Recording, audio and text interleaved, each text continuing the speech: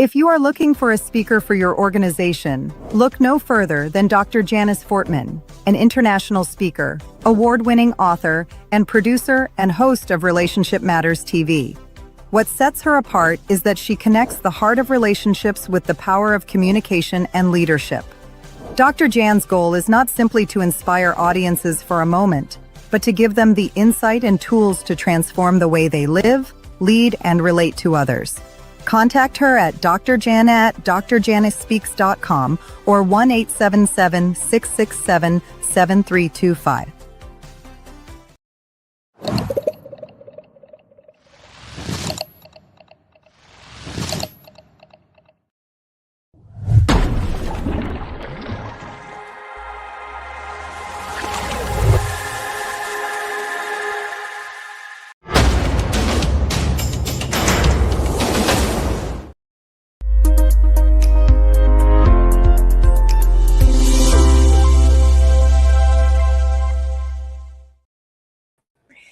Good morning, good afternoon, good evening, wherever you are in the world.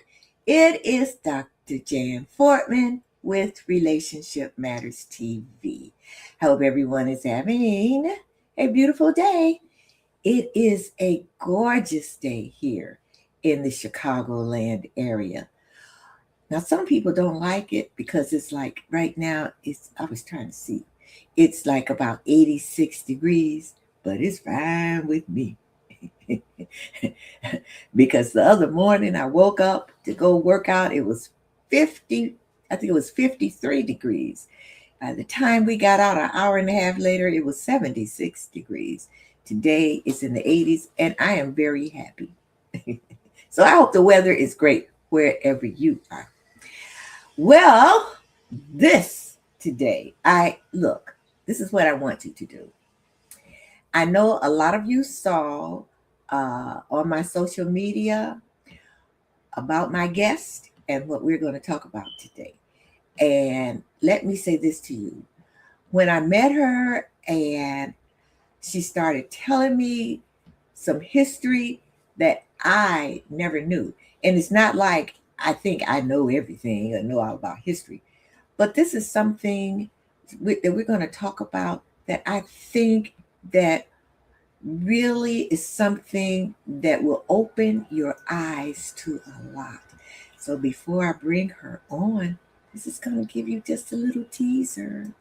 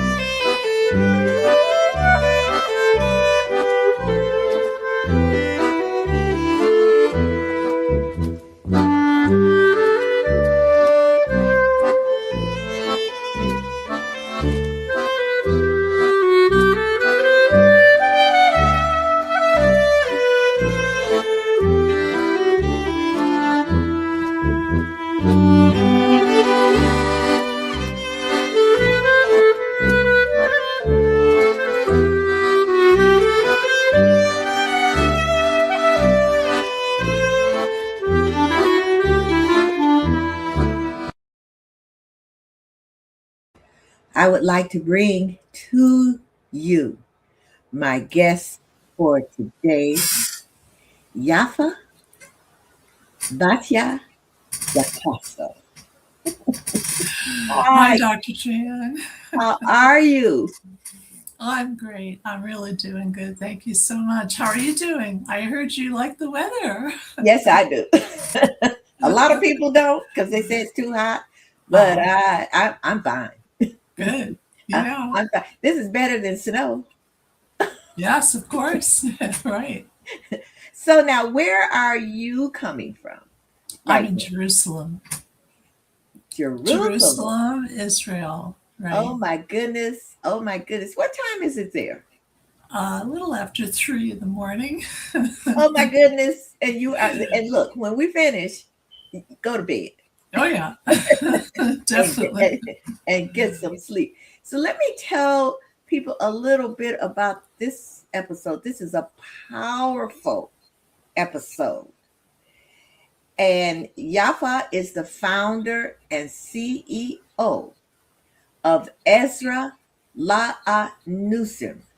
This is a groundbreaking organization dedicated to helping descendants of Anusim, which are crypto Jews, reclaim their Jewish heritage. Right. So she is going to tell us all about the secret Jews. So go ahead, Yafa. Okay. Well, some people might know a little bit about this history. It goes back to the Inquisitions in Spain and Portugal, which were Catholic countries. The monarchs were Catholic, Roman Catholic. And at that time, now we're talking about well, it started actually in the 14th century, but really in the 15th century. And I'm sure you know the Jews were expelled from Spain. But about half of them who left went over the border into Portugal. And 5 years later, the Portuguese king, who wanted to marry the daughter of Ferdinand Isabella, those Spanish monarchs told him, well, if you want to marry our daughter, you have to get rid of your Jews like we got rid of our Jews in Spain. So he also issued an expulsion edict. We have that document in the records, but then he didn't follow through with that. And the majority of the Jews were gathered together in this huge plaza in Oporto, one of the port cities in Portugal, and there were ships out in the harbor ready and waiting to take them away, and they wouldn't let them leave, and they en masse forcibly converted all of them, the Spanish Jews who had left Spain and the Portuguese Jews who were already there. And that's what created this phenomena called the secret Jews, because the Judaism had to be hidden now so that they wouldn't be killed during the Inquisition. And the Inquisition started in the next century really strongly, 16th century, 1500s. But as the Jews left Portugal, and some were able to leave Spain, they come to the New World. The Inquisition followed them there. And the part of this history that a lot of people don't know about is that those Inquisition tortures of people and killing people, torturing them at the stake, it's called an auto de fe, lasted for 500 years. Whoa. In Latin America. So from Mexico on down, which includes all the Caribbean islands and Central America and then South America. So it lasted until the 19th century. The last auto de fe, burning at the stake of somebody, was in 1830. That's the 19th century. Wow. So Yes. it was for 500 years. And there weren't maybe a lot of people killed, not like what happened in Europe, okay, under the Nazi rule. they killed so many more Jewish people, and of course many others, not just Jewish people, but they killed so many more Jewish people in such a shortened period of time, of 4 or 5 or 6 years time during the war. So the history and the sharing of information about Jewish history and museums and memorials and all of that of the Holocaust so overshadowed the Jewish education and worldwide education about persecution of Jews, namely the Inquisition. And then it followed the Inquisition, and the Inquisitors followed the people to Latin America. It so overshadowed that history that many people today don't know this history anymore. Because Right. it's not taught anymore with Right. all of the education of the history of the Holocaust. Okay, so I think that's the reason why. However, what the Nazis did, they did a lot of things that the Spanish did, like wearing the six-pointed star, the Magan David. They had to dress a certain way so they would be recognizable as Jews, so they could be persecuted, etc., and so forth. And just like the Spanish kept very, very excellent records of who they were persecuting during the Inquisition, the Nazis did the same thing. So they copied a lot of things, but their whole goal was to do it faster and better and kill even more. Okay, so as to get rid of, if God would permit, which he didn't, thank God, if God would permit, to get rid of all the Jews. That was their idea. They wanted to kill all the Jews in the world. So a lot of people don't know this history. Now, what happened in Latin America is because all those countries are Roman Catholic countries, and as I said, the Inquisition lasted, especially the torture. People were horribly tortured by the Inquisition courts. So the Judaism went underground. It had to be secret. It had to be hidden. And the children weren't told until they were old enough so the parents could feel secure that they wouldn't blab, they wouldn't talk about it. And the children were raised. I myself was raised this way. I come also from this background of the secret Jews. And the children were raised to understand, and they were taught there's no such thing as friends. You can't trust anyone outside the family because there's no such thing as a friend. You can only trust family, okay? Because the people who would tell on and report to the Inquisition courts on someone, okay, could have been a neighbor, could have been a hired person, a servant or whatever in the household, and see something or become, something would become known to them. And a lot of what they did when they were telling on these people was for money, was for their own benefit, so there's a lot of stuff to this, the whole thing about the Inquisition. But these people who now are descended from those forced converts are trying to come back and to become openly and publicly Jewish and rejoin the Jewish people in not just as secret Jews, but now as openly and public Jews. So that's the movement. It's called the Bnei Anusim return movement. Return, and the protocol that's used could be conversion or could be a process that's actually called return in Jewish law, depending on how many evidences they have, or even if they have proof, which is rare, of their ancestors, their Jewish persecuted ancestors from the Inquisition. But whatever the protocol is to bring them back, the rabbis use Jewish law to do it. And then they can join Jewish communities, okay, as members, full members. But what's happening in Latin America today, and they've been trying to come back for maybe like 30 to 50 years. They have obstacles and barriers to this all over the place because, like, for example, in a family, if somebody as an individual wants to become Jewish, they can convert, who don't have any Jewish ancestry, then it doesn't affect the family. The family is still Christian or secular or whatever they are. But if somebody comes back from Jewish ancestry to be openly and publicly Jewish, that affects the whole family because the whole family is that has that same female line, they're also Jews, and they don't necessarily want that to be known, again, because the fear is still very high. It's been 200 years since the last burning at the stake, but people are still Which is not a fearful. long time. Which is not a long time. So they're still fearful. And then other people helping them are fearful of a Catholic, Roman Catholic, or Christian in general backlash against these people coming back.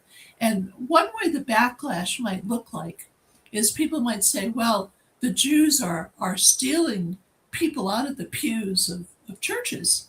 But we're not, because these people only went to church to make it look like they were Christian, okay, to hide. And so they're not, they pray to God alone. There are all kinds of things, customs and traditions that were passed down. So no, they're really Jews who had to hide as Jews because of the persecution. So that's the whole story. But we run into a lot of trouble and difficulty in helping these people to come back. Wow. Yeah. So tell me this.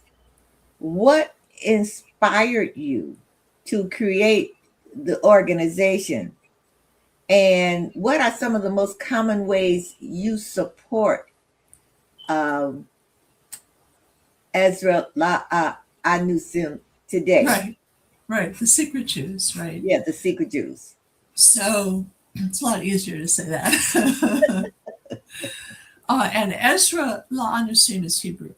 And so because my nonprofit is an Israeli nonprofit, I have a Hebrew name for the organization. Okay. What happened to me in my own case is I was between 8 and 10 years old, in that range, and attending a Roman Catholic church, because that's what the custom was in my family, among other customs. And I was sitting in a church one day, and I heard the priest at the pulpit. He was giving a sermon, and he said that the Jews were Christ killers. And it affected me, even in my body. It affected me viscerally, because I knew it wasn't true. I'd read the stories, or the story had been read to me. But you didn't know. Okay, so at that time, I didn't know. That's what I was going to ask. You didn't know that you were Jewish then? No, absolutely not. Okay. What I knew was, and I said to myself, and I'm a child, I'm a young child, that age, and I said to myself, because I knew the story, the Romans killed him. It's very clear in the story. So I said to myself, these people are liars, and I don't have anything to do with liars. At that age, that was the reason why I couldn't accept that. Okay, not because I had Jewish ancestry. I didn't know. Mm-hmm. So I didn't say anything or do anything at the time, but I was like really tuned out after that. Mm-hmm. And at 16, I said to my parents, I'm not going to go to church anymore. And they said, well, sorry, until you're 18, until you're age of majority, you have to do what we say, blah, blah, blah. I said, okay. So 2 years later, in 1965, the year of Vatican II, the council, the Roman Catholic Council called Vatican II, I turned 18, I was gone. That was it. And after that, I sort of didn't know what to do religiously or spiritually, whatever. So, you go to college and you're on your own and you're studying different. I went to a course on comparative religions and I did all kinds of stuff. And you still not knowing that you're Jewish. Okay. No. Okay. However, I started reading the Bible, but only the first part of the Bible, what the Christians call the Old Testament. Yeah. Because now I wasn't trusting them about this thing called the New Testament, because I saw them as liars. Okay.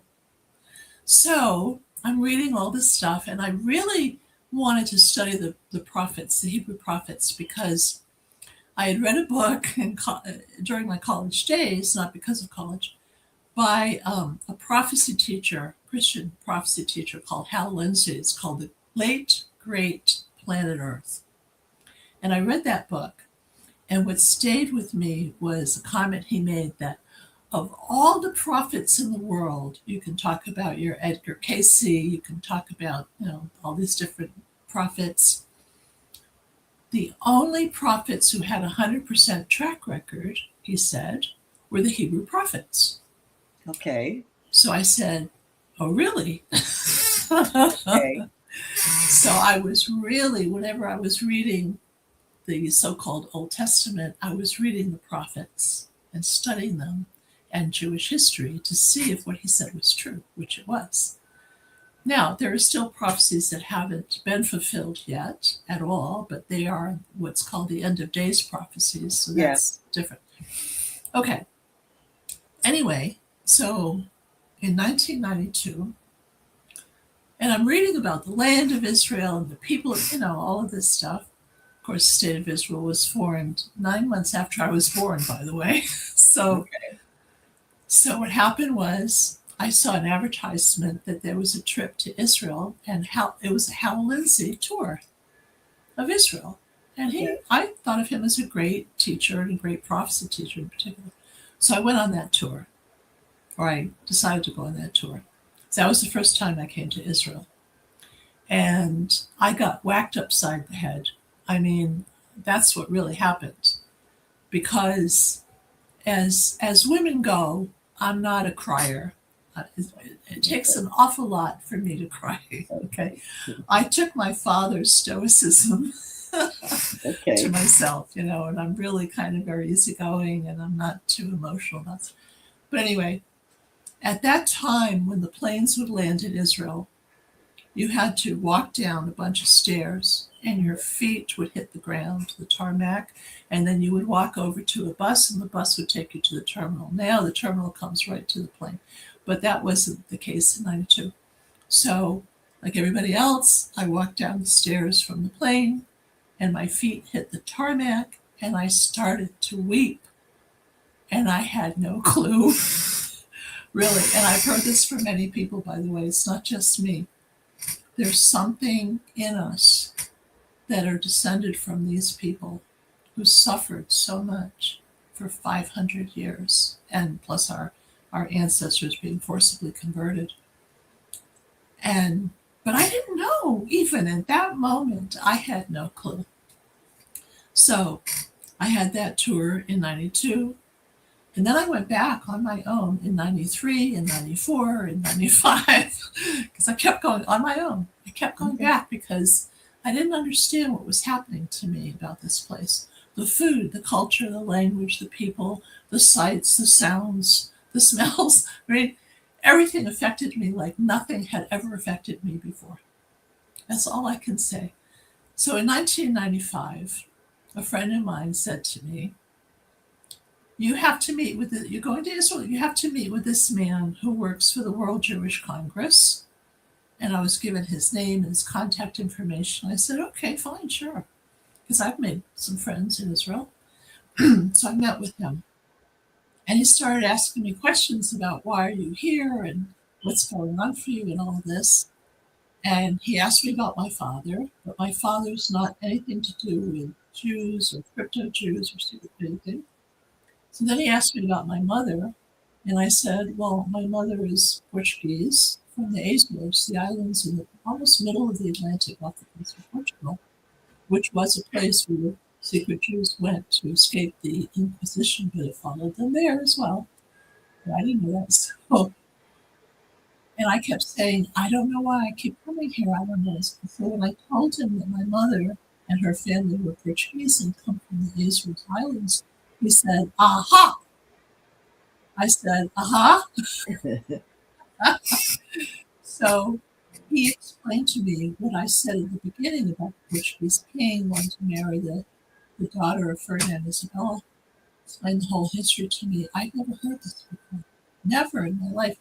And as a matter of fact, whenever I heard about the Inquisition, it was always called the Spanish Inquisition. Yeah. And I used to say to myself, well, Spain is next to Portugal. It's close, but no cigar, so, right? No, there was a history of the Portuguese as well. And I never learned that. So when I got home from that trip in 95, um, my mother was having a birthday party. And I decided I was going to look into this, okay, to see if it was true.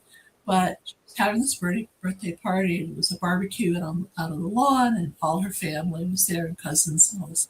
Now, my great grandmother had one son and six daughters, and her oldest child was my grandmother. So the son of this great grandmother had a son who had a son. So in my generation, there was this cousin that I had from the male line of my great grandmother, who was the classic secret Jew. So I took my cousin Joe into the house, the cottage. I want to talk to him privately, and I want to be very, very careful in the streets.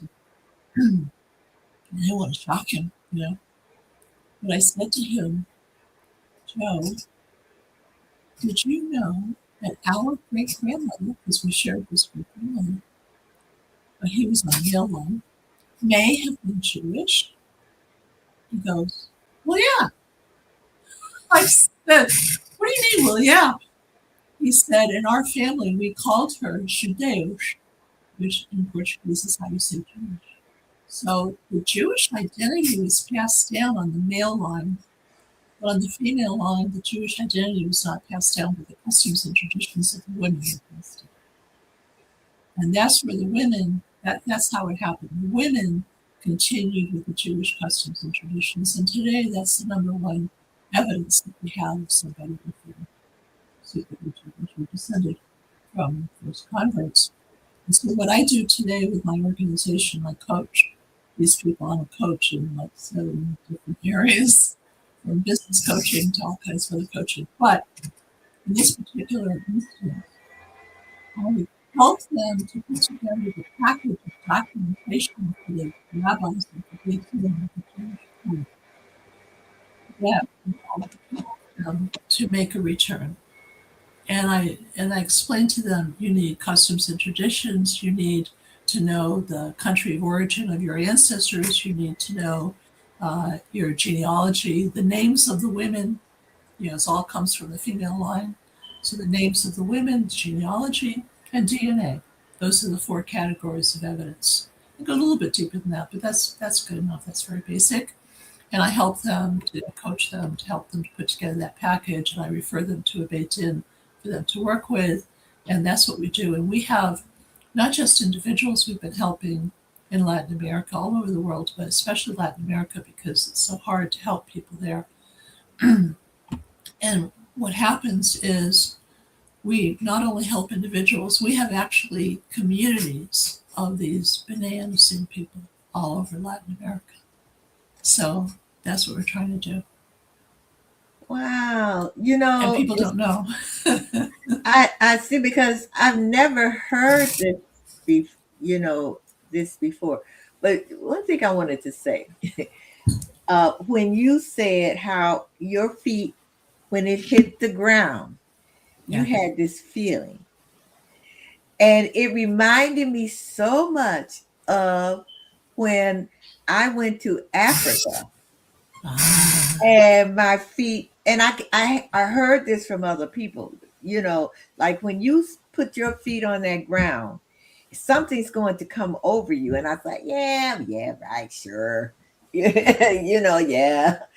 But when my feet hit the ground, it was this feeling that I can't even describe, And so it was amazing to me to hear you say that. Well, I knew that my ancestors were from Africa, but the fact that you did not know that your ancestors were were Jewish and from Israel, and that when you put your feet on that ground, you felt something, but you didn't know what it was. So what the African people would tell us, that's because you are home. Yes. And you were home. And when I heard that, so we got Renita Dixon says, wow, this is such an interesting story. Thank you for sharing.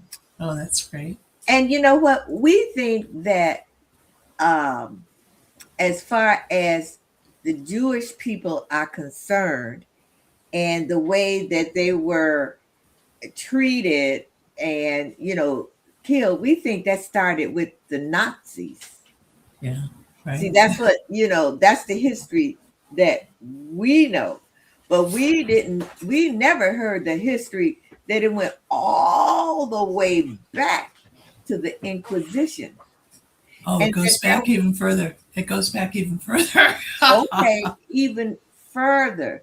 And so to me, that's amazing, and I think it's wonderful that you bringing that out. I have a text here that came.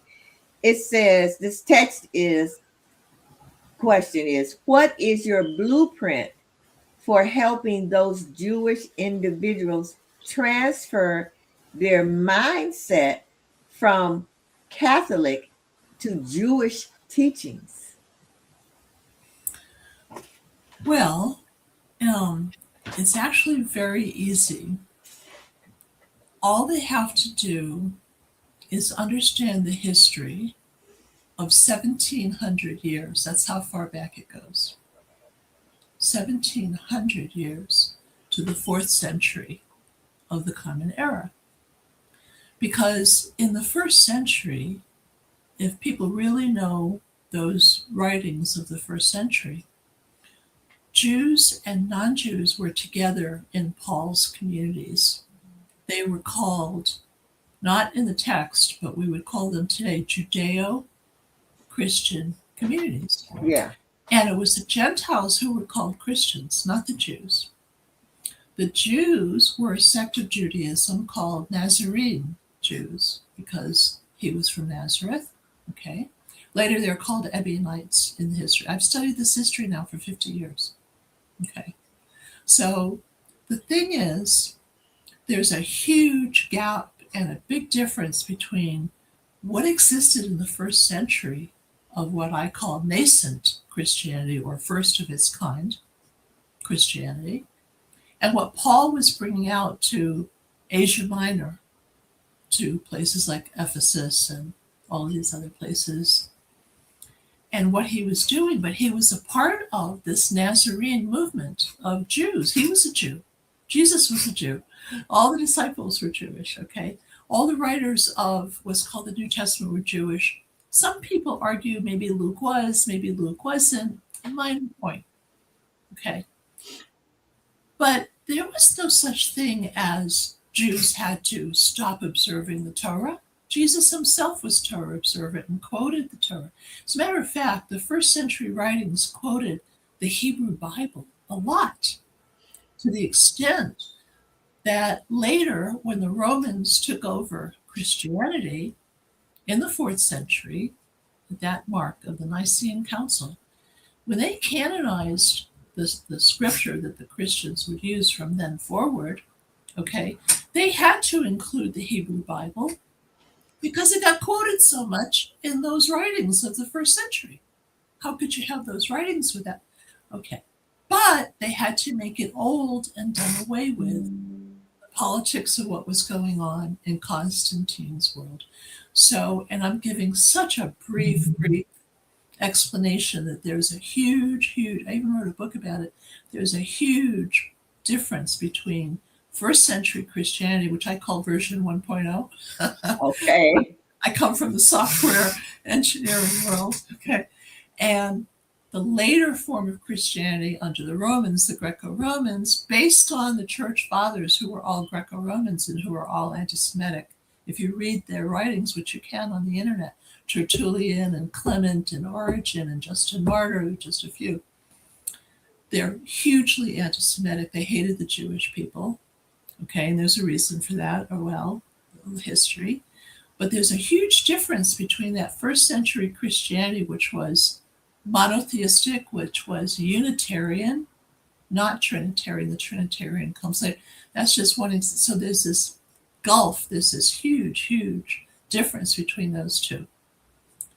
And the persecution started of the Jewish people who started this whole thing, a few centuries earlier. Huge persecution started after the Romans took over, and they did the Nicene Council, and then a few centuries later, the Jews were being persecuted. I'll tell you why. They were the competition.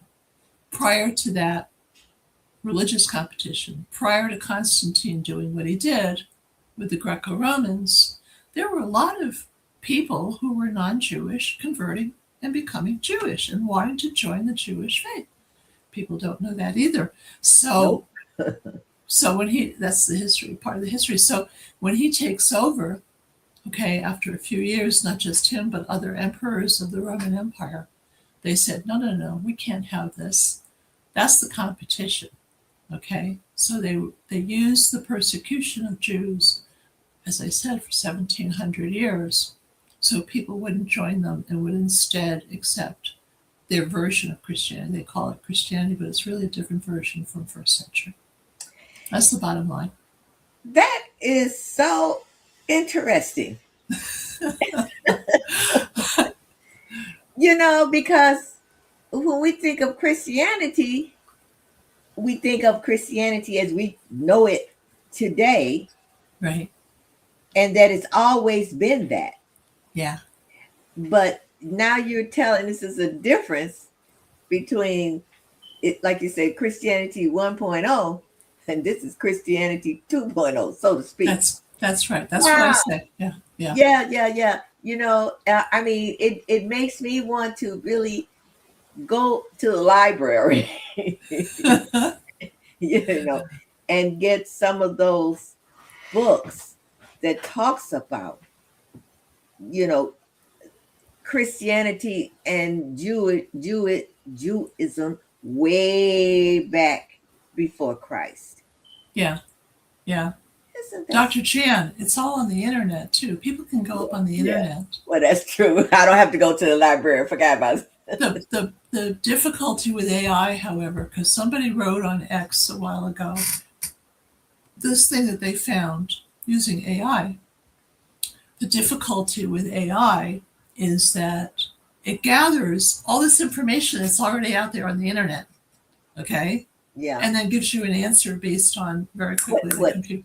Yeah. But what's already there is so much of mainstream Greco-Roman Christianity and very little about this understanding of the first century version, that AI, of course, is going to come back with this information that more focuses on the mainstream of Roman Christianity, which, by the way, even most of the Protestant sects agree with, even though they broke off from the Roman Catholic world, they still believe in what the Romans did in the early 4th century. And oh, by the way, a major thing that they did was this thing called replacement theology that says Christians have replaced the Jews in God's plans and purposes, and God abandoned the Jews. But that's the exact opposite of what the Hebrew Bible says and what the first century Jews believed.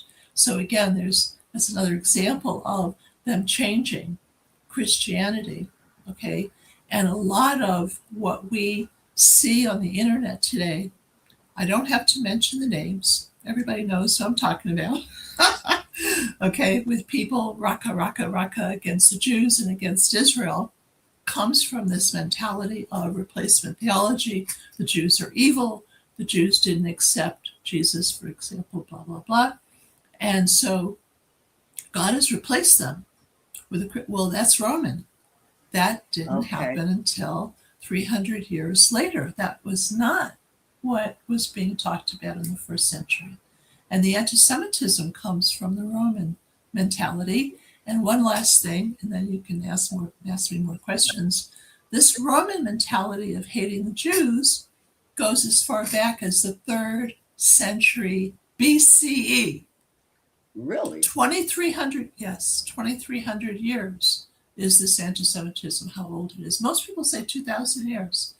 It's not. It's 2,300 years old. That's how far back it goes. Do you want to know how? Yeah. Okay. What happened was, in the 3rd century BCE, the Torah, the 5 books of Moses, was translated into Greek. Okay. It's called the Septuagint version of the Torah in Greek, okay, because it was written originally in Hebrew. So what happened was this Egyptian priest didn't like what he read in the Greek about Moses and the people of Israel in Egypt, that whole story. So he decided to change the story. And he wrote a book that he called A History of Egypt in Greek. Okay. And it went out to the whole Hellenistic world in Greek. Okay. And he changed the story. He said these people were evil, they were shepherds and lepers, and they angered the gods of Egypt, and they were kicked out of Egypt. I mean, just the opposite.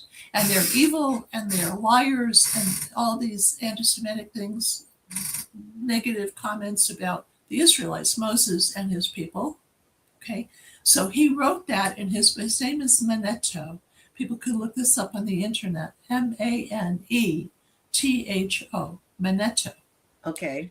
And he wrote this book in Greek, and it went all over 300 years. So by the time the Romans come into Judea and occupy this land called Judea, we get the term Jew from Judea. Okay, it's a short form.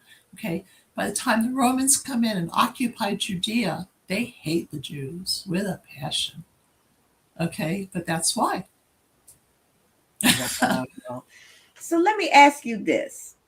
Let's say a young person.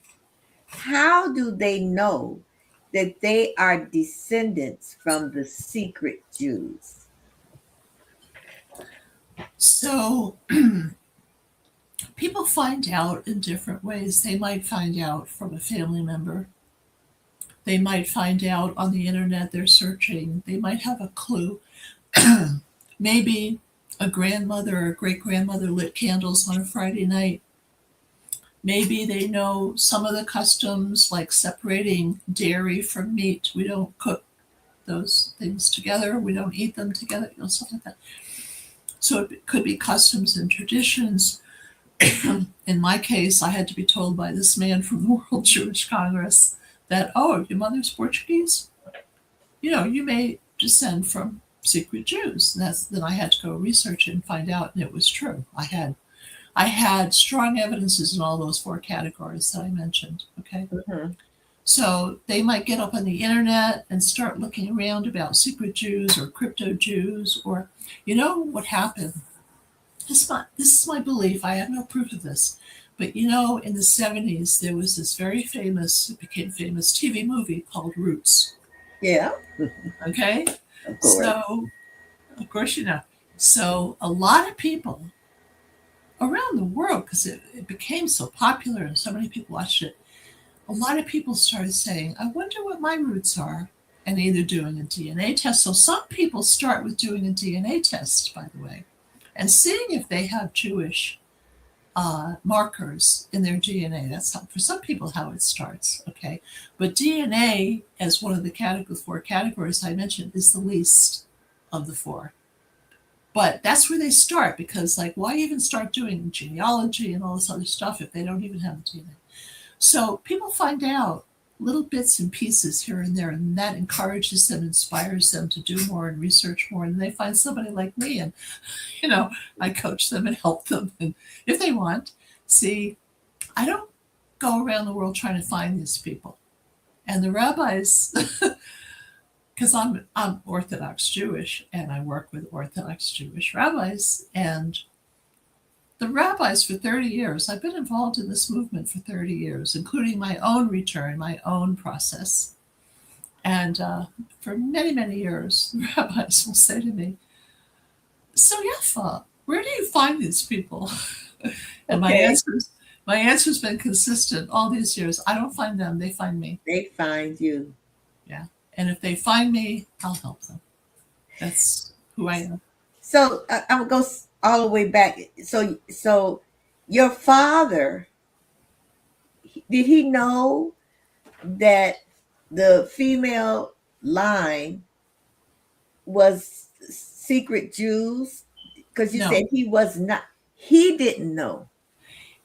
My mother married out of all of her family. Everybody married in, cousin, second cousin, third cousin. We Uh-huh. were people who married amongst ourselves.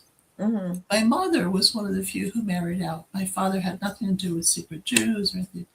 And he All didn't know? No, and he didn't know she had this background. But I'll tell you what he did know. This is very fascinating to me. He took me aside one day and we had this conversation. He said to me, because I was looking at maybe getting married to somebody, he gave me this like little mini lecture, you have to really love the person and accept, maybe differences between you and them, that kind of talk.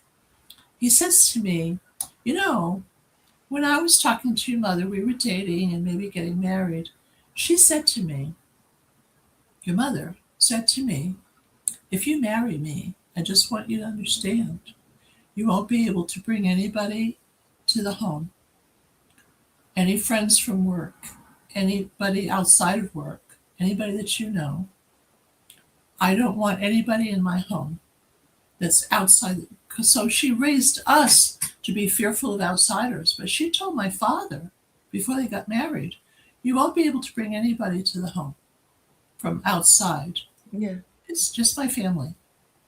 And he told me that. And he said, and I accepted that because I loved your mother and I wanted to marry her.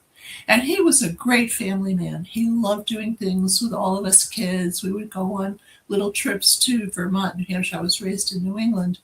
And we would go on little trips and do things as a family. He was a great family man. And he didn't care. He had friends at work, people that he knew and considered friends, but he would never bring them home because my mother told him in the beginning that wouldn't be allowed. So that part of her identity, she explained to him, you have to accept that about me because I'm not going to give that up, however she put it. Okay? That's all he knew, but he didn't attach it to she's Portuguese. Well, he knew she was Portuguese, but he didn't relate it to, well, she's Portuguese, so maybe she's from the secret Jews. I mean, he didn't know anything about it either. Wow. No. Did he ever find out? No. What? No. Oh my goodness. He died rather young. He was like in his early 60s, and it was 19. When he passed away, it was I can't even remember the date, but it was about 40 years ago when he passed away. I'm almost 80. I'll be 80 next year. Okay. Oh. Yeah. Wow. Yeah. Wonderful. Yeah, I was like 38 when he passed away. Oh my goodness. So I got another text I want to get in because we only have a few minutes.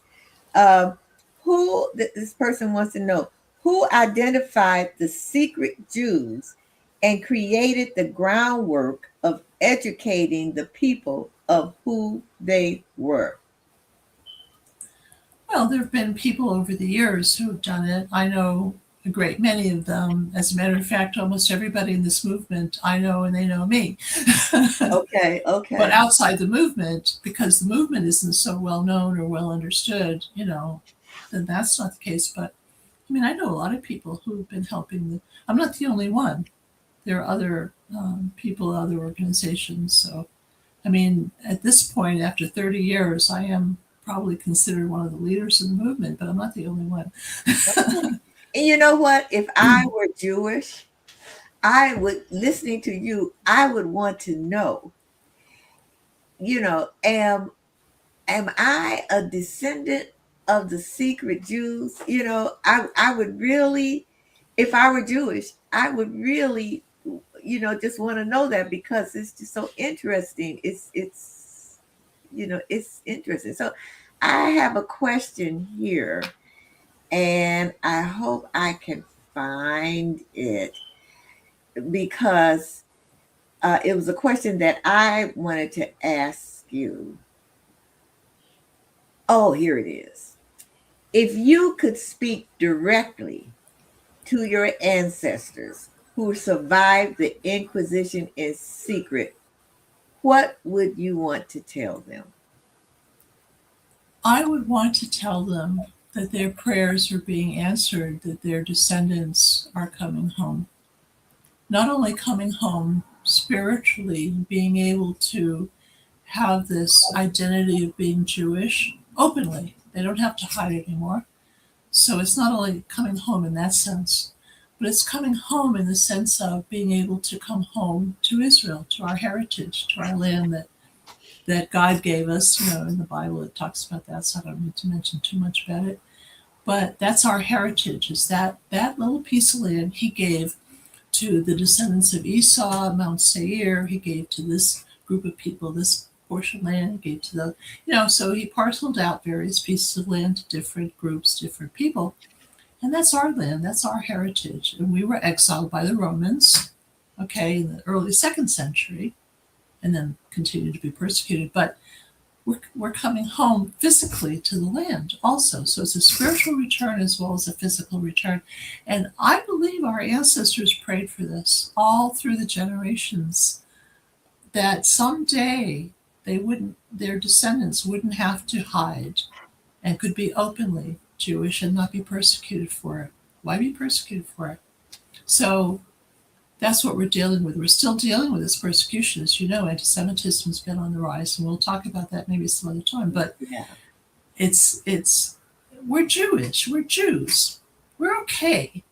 And if other people don't accept us and have these terrible ideas about us and negative thoughts about us, I'm sorry, it's not true. So last question I have.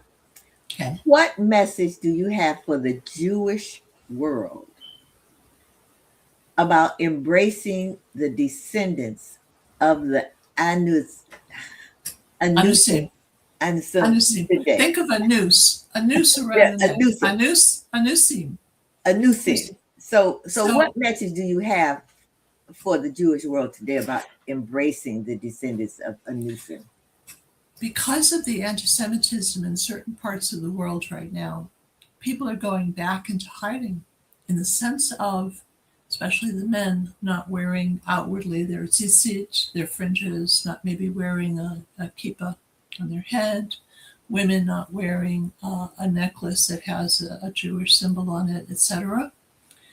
That's going back to what my ancestors had to do, was to hide. And I think I would say to people, look, we've been there, done that, got the t-shirt, stop it. Don't hide yourself, okay? Trust in God that he will protect you. Be who you are, okay? And don't let this anti-Semitism convince you, of the modern day anti-Semitism convince you that you need to hide. That's the opposite. We did that already. Right. 1,700 years. So, no. And help the B'nai Usim. We need people to help our people in the Jewish world and in the Christian world. I'm really good friends with a Christian Zionist woman who has her own organization, etc. And I've been on her podcast a lot. And so we need more Christians helping these people. We need more Jewish people helping. And the Jewish people should not be afraid that the Christians, there's going to be backlash, negative backlash for helping our people. So a lot of education needs to be done. That's why I thank you so much for having me on your show. And I put on the lower third for people. If they really want to know more about this, they can go to the website. Now you pronounce this. BnaiAnusim.org, right? And for people who are audio only, it's BnaiANousim.org. And if you would like to call her, it's toll free 972-472-1766. That doesn't work anymore. They would have to send. No, that was a service. They deleted it. They would have to send me an email, and I'll give you the email. It's YAFF, F for Friday. Okay. YAFF BATYA at yahoo.com. At yahoo.com. Right. They can send me an email. Alrighty. And here we go. There you go. Okay. Thank you so much. And so, audience, next week, Yaffah is going to be back because we're going to talk about what's happening today. This rise of anti-Semitism. What the heck is going on today? Mm-hmm. So, Yaffah, thank you so much. I mean, this has been a history lesson. I can tell you were a teacher. I mean, you explained it so well. You know what I mean? And Thank you. it is a history lesson for me. Uh, you know, we just need to know history. Period.